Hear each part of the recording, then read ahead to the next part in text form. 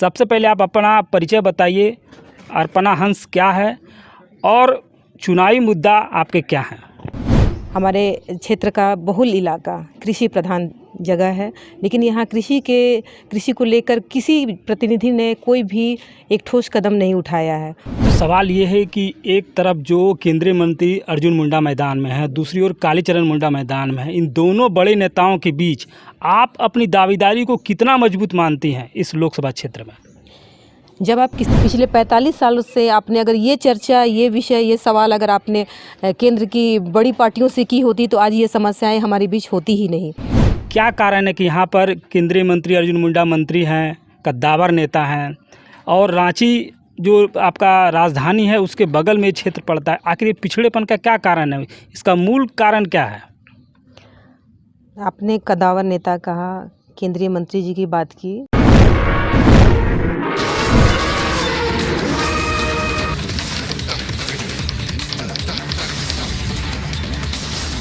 जोहार, नमस्कार। मैं हूं शुभेंदु पंडित। आप देख रहे हैं 5 परगना खबर। मैं अभी हूं खूंटी लोकसभा क्षेत्र अंतर्गत और हमारे बीच बैठी हुई हैं एक महिला प्रत्याशी जो झारखंड पार्टी से हैं, अर्पणा हंस, जो महिला है। और सबसे बड़ी बात है कि जहां खूंटी में एक तरफ केंद्रीय मंत्री अर्जुन मुंडा, दूसरी ओर कांग्रेस से कालीचरण मुंडा मैदान में हैं, वहीं झारखंड पार्टी से अर्पणा हंस भी मैदान में है जो ताल ठोक रही हैं। उनसे सीधे जानते हैं कि जो खूंटी लोकसभा क्षेत्र में आप मैदान में उतरी हैं, सबसे पहले आप अपना परिचय बताइए। अर्पणा हंस क्या है और चुनावी मुद्दा आपके क्या हैं?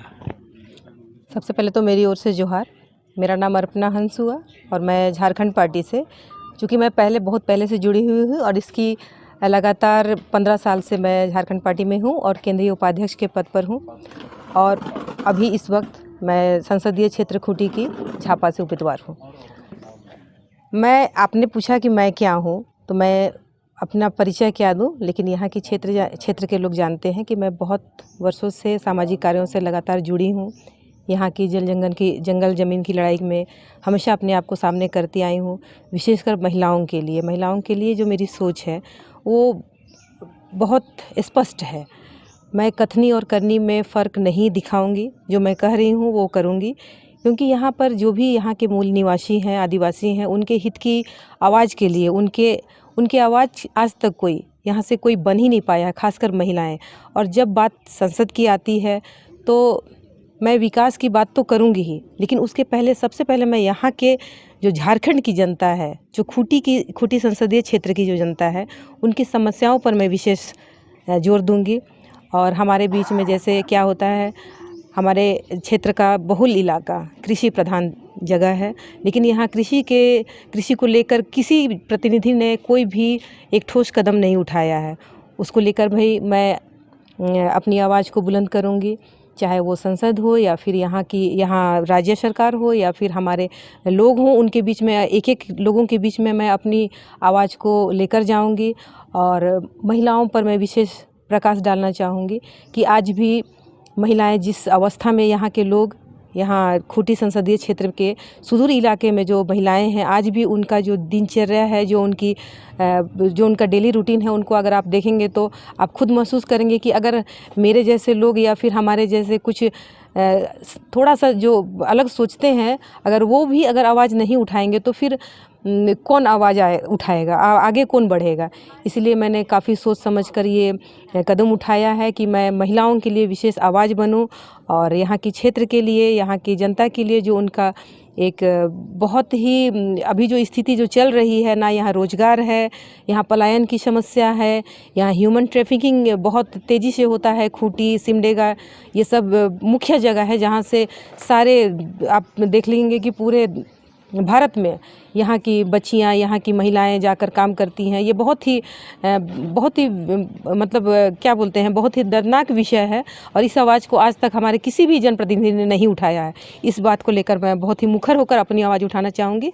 मेरा यही विशेष मुद्दा रहेगा। तो सवाल ये है कि एक तरफ जो केंद्रीय मंत्री अर्जुन मुंडा मैदान में है, दूसरी ओर कालीचरण मुंडा मैदान में है। इन दोनों बड़े नेताओं के बीच आप अपनी दावेदारी को कितना मजबूत मानती हैं इस लोकसभा क्षेत्र में? जब आप किसी भी लड़ाई में उतरते हैं और आपके पीछे आपकी जनता होती है, लोगों की सोच एक धारणा आपके लिए बनी होती है, तो उसके लिए फिर आप पूरी तरह से मजबूत होकर अपने आप को सामने लाते हैं। इसमें आपको ये नहीं सोचना है कि भाई मैं आगे क्या करूँगी या आगे क्या होने वाला, बल्कि अगर मैं उतरी हूँ तो बहुत सोच समझ कर उतरी हूँ और अपनी जीत को सुनिश्चित करने के लिए ही उतरी हूँ। और यहाँ के जनमानस को और सभी के भावनाओं को बहुत सम्मानित दृष्टि से मैं देखती हूँ और ये विश्वास दिलाती हूँ कि मैं जो कह रही हूँ, जो यह हमारी पार्टी जिस विषय को लेकर हमेशा से जो जल जंगल और ज़मीन की लड़ाई लड़ती रही है, यहाँ के आदिवासियों की, मूलवासियों की, जनजातियों की लड़ाई जो मुखर होकर लड़ती आई है, वो हमेशा जारी रहेगी और मैं इसी बात को लेकर हमेशा सजग रहूँगी। इस बार के जो चुनावी मुद्दे हैं खूंटी लोकसभा क्षेत्र के अंतर्गत 5 ऐसे मुद्दे हैं, अगर आप सांसद बनती हैं खूंटी लोकसभा क्षेत्र से तो 5 ऐसे प्रमुख कौन से मुद्दे होंगे जिनको चाहेंगे कि आप तुरंत हल हो जाएं? आपने एक बहुत अच्छा सवाल उठाया, लेकिन आपने एक बात कहा, मैं अपनी ओर से जो 5 समस्याएं जो आपने कही, समस्याओं का यहाँ अंबार लगा है। अगर मैं एक भी समस्या को कहूँगी कि ये मैं सबसे पहले मैं इसको देखूँगी, तो ऐसा नहीं है। पिछले 45 सालों से आपने अगर ये चर्चा, ये विषय, ये सवाल अगर आपने केंद्र की बड़ी पार्टियों से की होती तो आज ये समस्याएं हमारे बीच होती ही नहीं।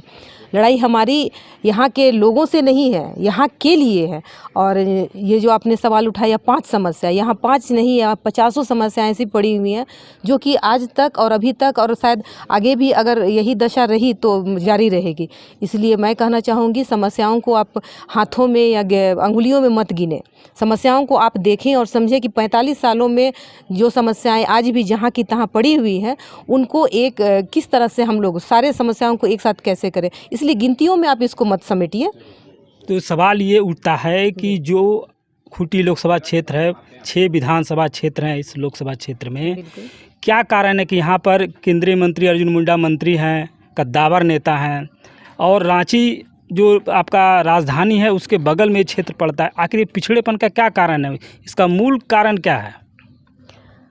आपने कद्दावर नेता कहा, केंद्रीय मंत्री जी की बात की, तो मैं आपसे कहती हूँ कि केंद्रीय मंत्री जी हैं वो ज़रूर, लेकिन वो उनकी पहचान कहाँ से बनी? खूंटी संसदीय क्षेत्र से बनी। लेकिन खूंटी के लिए उन्होंने क्या किया? आज अगर वो केंद्र में मंत्री हैं तो क्या उन्होंने खूंटी के लिए कुछ किया? ये एक अंधभक्त की दौड़ में दौड़े जा रहे हैं हम लोग। कुछ विशेष समुदायों को लेकर आप सिर्फ बातें करते हैं, बड़ी बड़ी बातें करते हैं, ज़मीनी स्तर पे कोई काम नहीं दिखता है।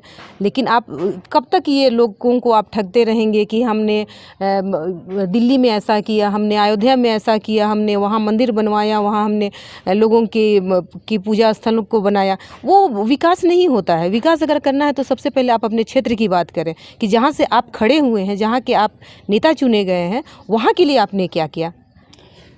दूसरा सबसे महत्वपूर्ण बिंदु है, चूँकि देश में चल रहा है कि महिलाओं को 33% जो है आरक्षण सरकार को दिया जाए, और इसके लिए केंद्र सरकार ने कानून बनाया, लेकिन उस कानून में कई सारी बाधाएं हैं।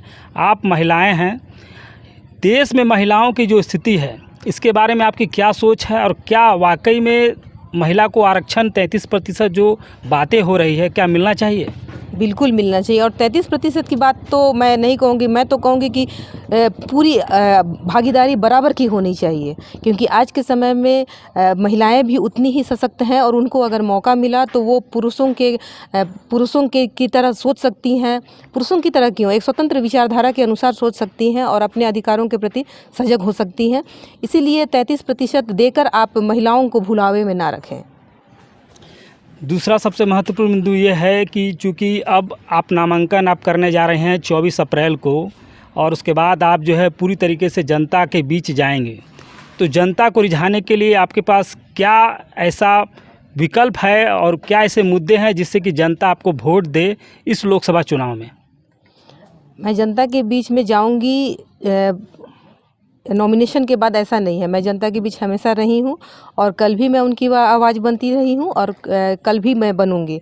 तो आपने कहा कि रिझाने के लिए, तो जनता को सच्चाई बतानी है, रिझाना नहीं है। जो सच्चाई जो 45 साल से जो ठगते आ रहे हैं यहाँ के भोले भाले जनजाति लोग, आदिवासी लोग, मूलवासियों को जो एक वैसे ठगने की बात की जा रही है, बहलाने की बात की जा रही है। मैं वैसा नहीं करूँगी, मैं सच्चाई दिखाऊंगी कि क्या आपने जिनको आज तक आगे किया, क्या वो आपकी आवाज़ बन पाए हैं। मैं उनकी आवाज़ बनकर उनके सामने जाना चाहती हूँ, बल्कि उनको रिझाने के लिए नहीं। चलिए, ये थी झारखंड पार्टी की उम्मीदवार जो खूंटी लोकसभा क्षेत्र से नामांकन 24 अप्रैल को करने वाली है। चूँकि जो खूंटी लोकसभा क्षेत्र है वो काफ़ी जो है कह सकते हैं कि कड़ा मुकाबला जो है इस क्षेत्र में माना जाता है। अब झारखंड पार्टी से जो उम्मीदवार है अर्पणा हंस जी, इनकी जो दावेदारी है कितना मजबूत है वो आने वाले समय में ही पता चल पाएगा। और जो खूंटी लोकसभा क्षेत्र है उसमें इनके उम्मीदवारी के बाद बीजेपी और कांग्रेस दोनों पार्टी किस रूप में जो है चुनाव लड़ती है, यह भी सबसे एक महत्वपूर्ण मुद्दा है। आप देख रहे हैं 5 परगना खबर। मैं शुभेंदु पंडित आशीष प्रमाणिक के साथ